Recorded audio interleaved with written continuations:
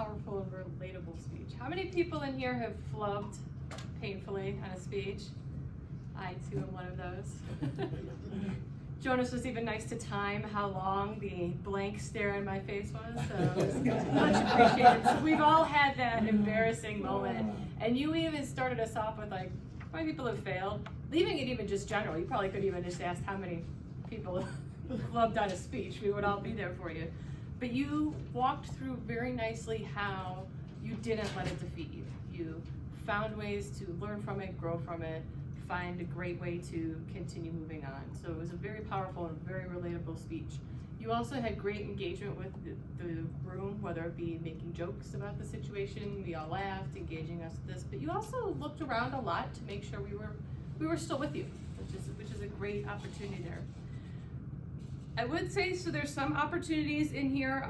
First off, with all of your great descriptions and stuff in the beginning, what I will say is you did look down on your phone a lot. This is actually very easily fixed. I do not discourage at this phase going ahead and just walking away with nothing. But what you can possibly do is take this and move it kind of to the side. And you know what your bullet point sections are probably going to be. Like, you know what you want to kind of talk to. You can make it really big on a piece of paper and just set it over here. And then you can casually glance back if you lose your speech to give you that trigger to make you start thinking again. But that way you're not fully disengaged from the speech while you're trying to find your spot on smaller font. That's a good one there. So then that also now puts you out here. So you can then take advantage of that, where in the beginning we were like, I was embarrassed, I was concerned, I felt kind of sick.